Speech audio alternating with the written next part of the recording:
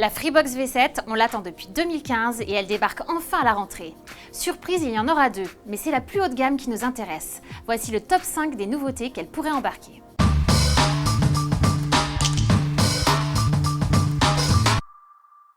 Free pourrait lancer son propre assistant intelligent. On pourrait ainsi commander la box en disant simplement OK Freebox ou pourquoi pas via une télécommande à surface tactile. Le nouveau boîtier pourrait être aussi compatible avec différents standards de technologie sans fil et la box pourrait servir à commander des objets connectés du type ampoule intelligente, thermostat ou encore des appareils électroménagers.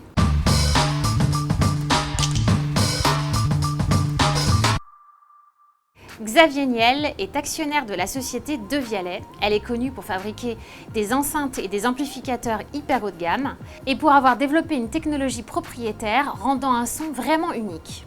Du coup, on suppose que la Freebox pourrait sortir accompagnée d'un accessoire De Vialet et pourquoi pas une barre de son de luxe.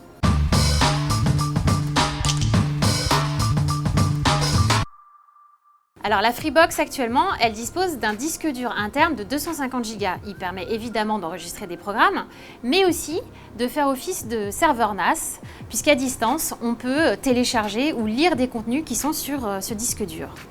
Cette fois-ci, Free pourrait aller beaucoup plus loin en augmentant la capacité de stockage de ce disque dur. On pourrait imaginer une infrastructure complètement décentralisée où les Freebox fonctionneraient de pair à pair.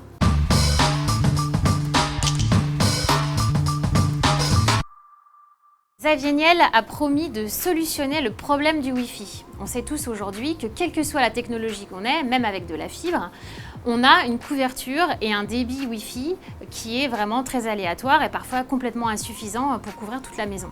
Eh bien, ce qui serait possible, c'est que cette nouvelle Freebox, elle soit proposée avec en option des répéteurs ou des routeurs pour améliorer la couverture et le débit dans tout votre appartement ou votre maison.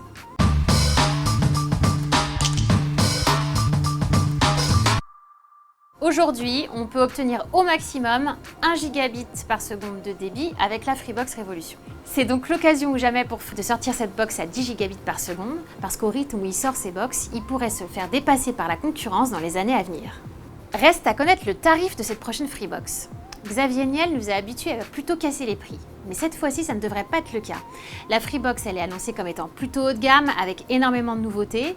Sachant que la Freebox Révolution coûte environ 45 € par mois, ce prix-là devrait être largement supérieur pour la Freebox V7.